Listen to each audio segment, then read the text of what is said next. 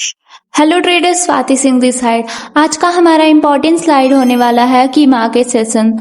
अब समझ लो, इंडिया में पिछले 3 साल से मैंने जो नोटिस किया उसका रिजल्ट है ये। देखो, हमेशा ये टाइमिंग इंडियन स्टैंडर्ड टाइमिंग में है। अगर आप किसी और देश में हो तो ये टाइमिंग गूगल पर जाकर चेंज करवा सकते हो।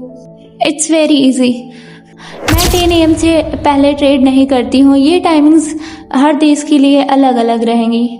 फिर 10 AM से 11 AM मैं एनालिसिस करती हूँ। इसका मतलब दुबई में मैं 8:30 AM से 10 AM तक एनालिसिस करूंगी। तो अब आपको समझ आ रहा होगा कैसे ये टाइमिंग्स चेंज होंगे। अब आपको ये समझना है कि 10 AM इंडियन स्टैंडर्ड टाइम से पहले मैं ट्रेडिंग का चार्ट तक नहीं खोलती हूँ, क्योंकि मैं एशियन सेशन में ट्रेड नहीं करती हूँ। देन 10 AM to 11 AM के बीच में एनालिसिस करती हूँ। जो भी मैं आपको सिखाने वाली हूँ वो सब आप एनालिसिस आप पर्टिकुलर टाइम में करोगे।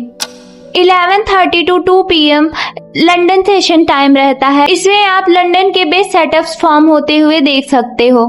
उसके बाद 2 PM to 5 PM no new entries. अगर आपका लंदन का ट्रेड ओपन है तो उसको ओपन रहने दें, लेकिन इसमें 2 PM to 5 PM के बीच में कोई भी एंट्री ऐड मत करना। जो मैं कह रही हूँ वो बहुत ही कैलकुलेटेड एंड इम्पॉर्टेंट है इस क्लास में, कि अगर आपने 3 PM to 5 PM कोई भी एंट्री ली और आपका लॉस हो गया, that is completely your responsibility. एक स्ट्रेटेजी को वर्क करने के लिए कुछ रूल्स होते हैं, उन रूल्स को फॉलो करना पड़ता है और वो रूल्स मैं आपको बता रही हूँ। अगर मैं कह रही हूँ 2 से 5 आपको बिल्कुल भी एंट्री नहीं लेनी है, और 5 PM से 8:30 PM आप न्यूयॉर्क सेशन में एंट्री ले सकते हो। और 8:30 बजे के बाद आप अगर 100 पिप्स के प्रॉफिट में नहीं हो तो आप स्विंग ट्रेड के लिए कोई भी पोजीशन ओपन नहीं करोगे, क्योंकि स्प्रेड की वजह से रात में मार्केट ओपन में मार्केट क्लोज में आपके एसएल चले जाते हैं, जिसके चलते आपको बहुत दुख दर्द सहन करना पड़ सकता है।